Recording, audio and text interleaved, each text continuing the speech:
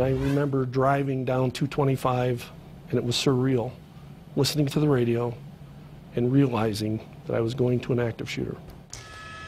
He is one of the victims we rarely think of from the movie theater shooting. The officers, firefighters, and paramedics who arrived on scene within minutes. And tonight, we're learning of their struggles. Officers still hurting, dealing with depression, even alcoholism. 7 News reporter Marshall Zelinger is live. And Marshall, all this even though it's been 3 years since the shooting. And we're just hearing about it now because the gag order no longer exists. At this week's final sentencing for the shooter, we heard from Commander Mike Daly, who was in one of these Aurora squad cars racing to the scene on July 20th, 2012. And he's bravely admitting some struggles that some officers are reluctant to reveal.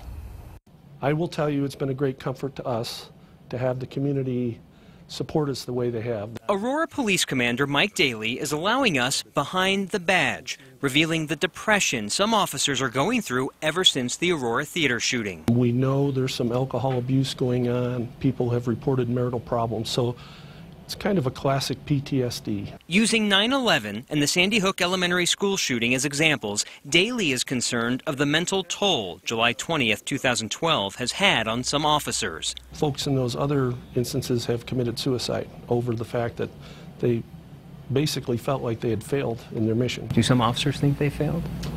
You know, they don't say it. You can't help but wonder, you know, if I'd gotten there a minute sooner. On his uniform, Commander Daly wears a daily reminder of his heroism. The pin on the bottom right says C-16 720 for Century 16 July 20th. And it has a star indicating he was a first responder on scene within 10 minutes. Probably of all my stuff, I'm probably most proud of that. Proud in the fact that when people were in need, desperate need, that I was able to come and help them. And for that same reason is why some officers are having trouble dealing with their demons. We're not supposed to be the one in need.